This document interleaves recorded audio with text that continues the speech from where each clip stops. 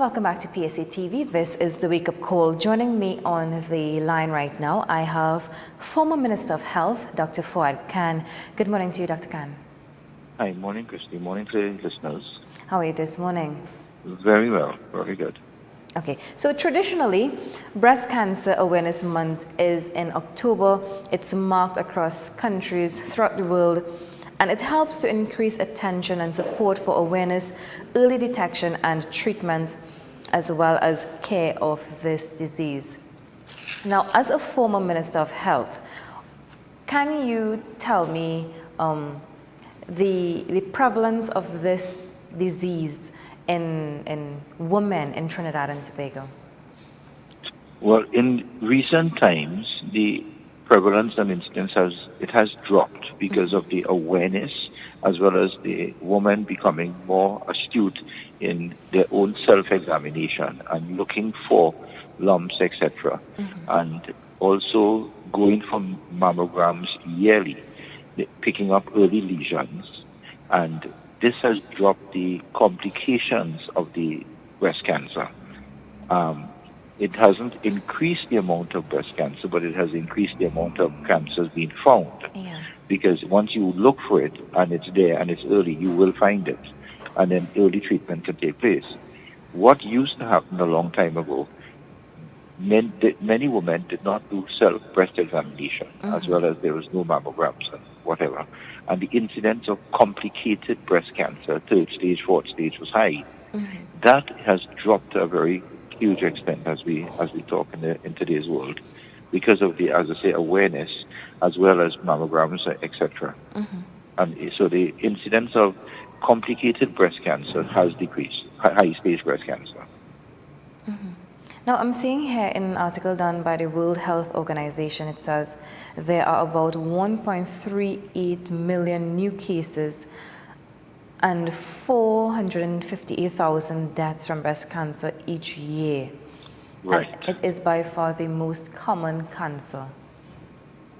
When you look at World Health Organization statistics, remember it's a worldwide thing. Yeah. Developed countries versus developing countries versus sub-Saharan Africa and India, those places that in some places they don't even have a doctor or a nurse. And a lot of women are not taught the self-breast examination. It's not like if you're sitting in Trinidad and Tobago, a developed country.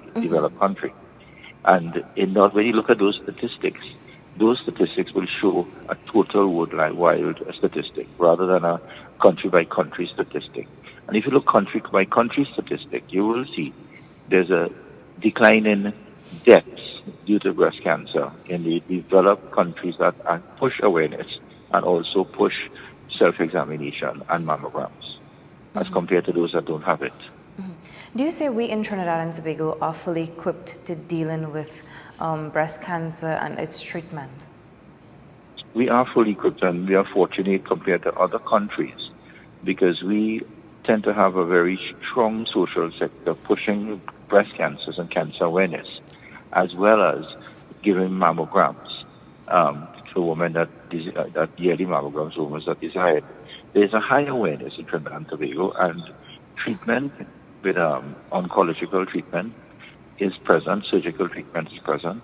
So we have a catchment of specialists that are extremely good in dealing with on oncological cancer, especially breast cancer.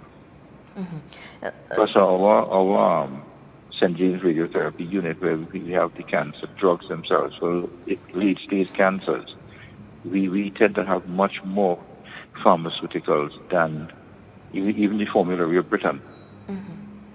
All right, just to step a bit away from that now, what is your thought on the current medical or the current health sector of our country? The current health sector of our country could be done a little better. What we had in mind when we was putting together a structure of specialist centers, as well as Children's Hospital, Cuba Children's Hospital. Yes. That was a specialist center for children.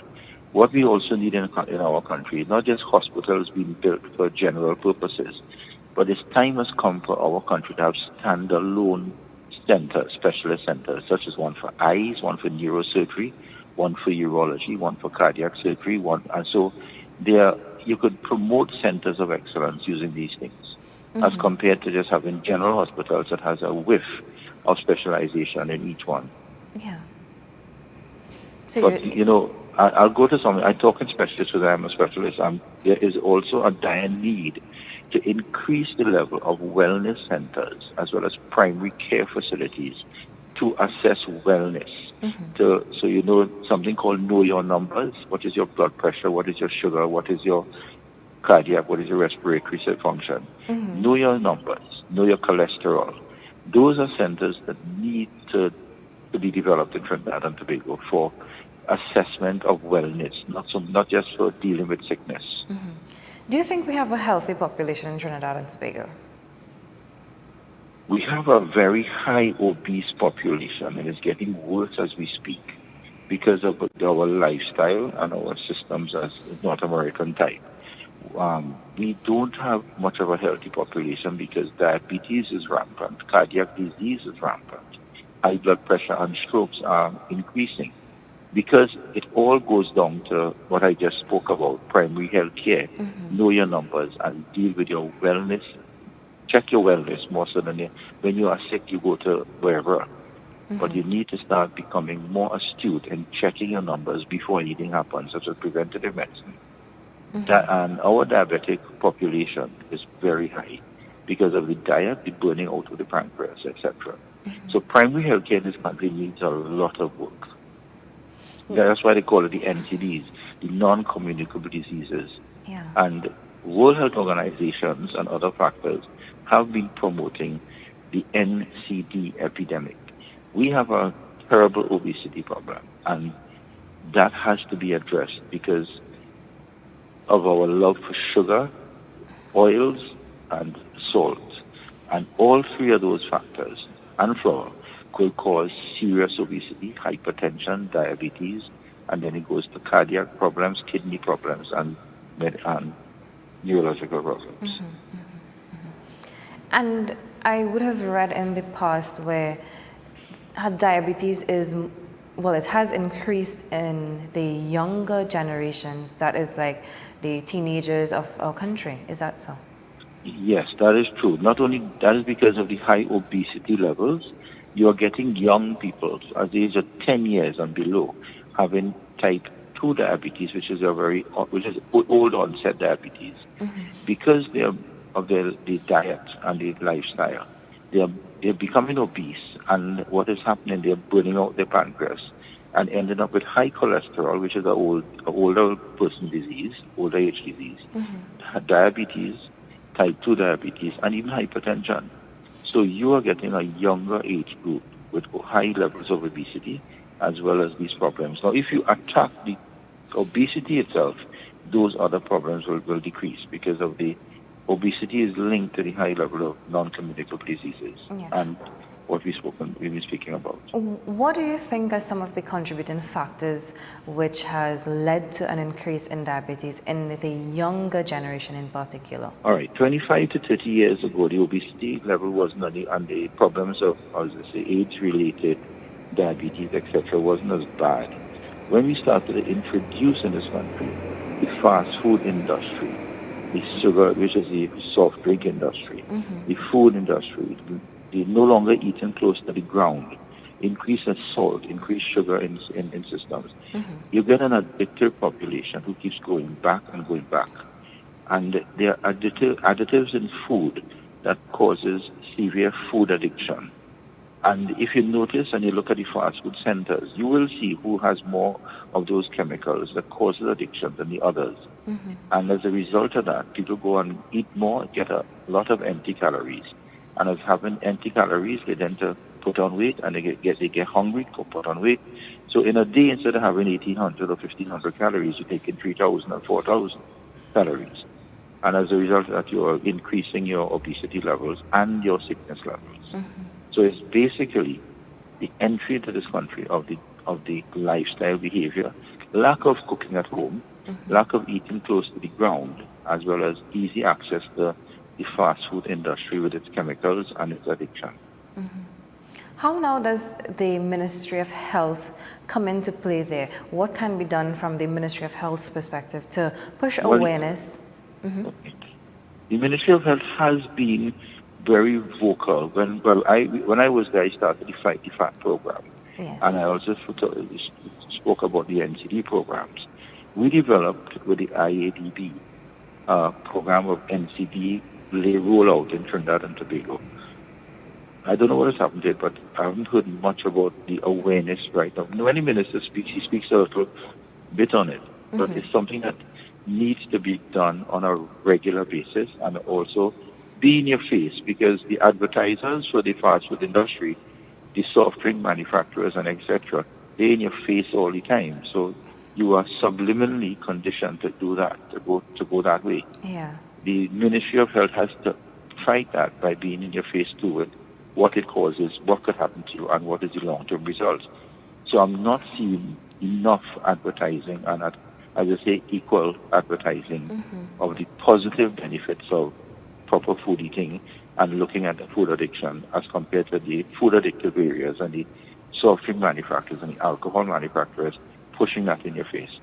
So it's a war between advertising.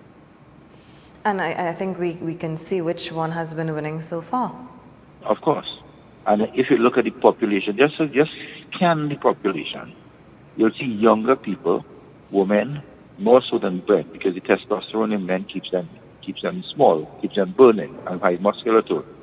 But you get a lot of women and children, because they don't have that testosterone level. What it tends to happen, they get more and more obese utilizing these foods and these sugars, salt, and oils. Wow. And I mean, if something isn't done about that, then we can see this spiraling out of control. Yeah, but it's out of control as we speak. But the thing about it, you have the population together with the government and the health ministry has to start bringing an awareness program in schools, put in a dietitian in schools. Every school should have a dietitian, as well as teaching children from a young age about the effect of food addiction and what could happen as a result of it. So once children become aware of that, as they're doing with climate change and garbage now, yes, children will start to look at food themselves. But if something tastes good and their parents give it to them and it causes them to be addicted, you are losing the battle. As we slowly approach the budget, what do you expect, or do you expect to see anything additional? I don't really, I don't expect anything different, because we're in the final year of a term of office of a government.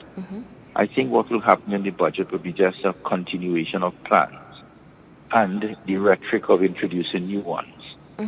However, I don't see much will occur in the health ministry more than we are finishing off what we started.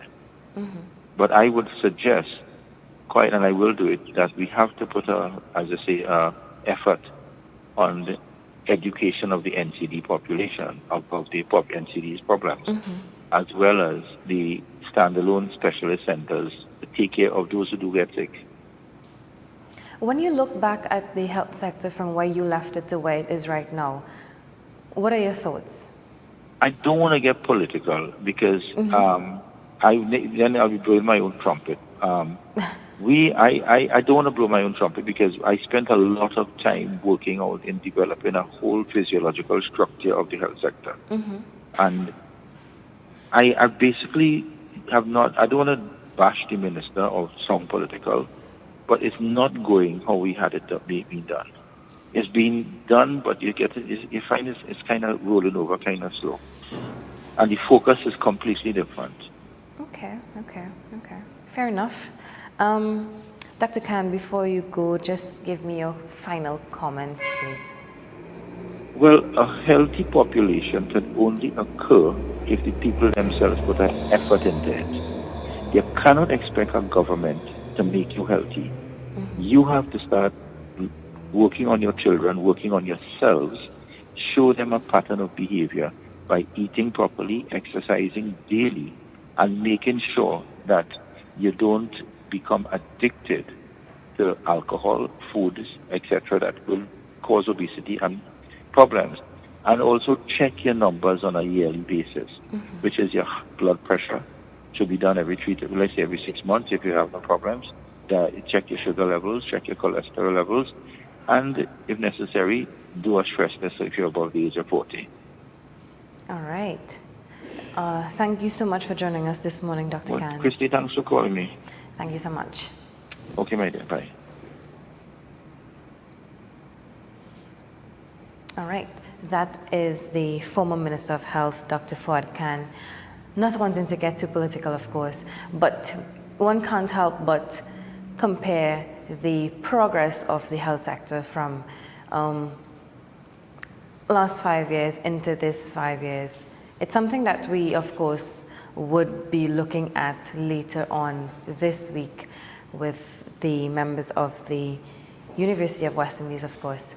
They will be joining us later on this week. And Dr. Khan commenting there on the number of, or the prevalence of breast cancer in women in Trinidad and Tobago, and also speaking to the issue of the high number of citizens who have the type 2 diabetes in Trinidad and Tobago. And as you've heard just now, he has made it clear that it has been increasing in the younger population. Something for all of us to consider in terms of how we eat, how we exercise. Just be a little more mindful of that and love yourself first. I always say your health is your wealth. So it's on us, and it's also a part for the government to put things in place for us to get access so that we live a healthy and a wealthy life. This is PSA TV. We're going to head to a short break right now, and when we come back, we'll be joined on set by the Central Executive of NATOC. He's also the second Deputy President of the NUGFW, Mr. Clifton Simpson. Stay with us.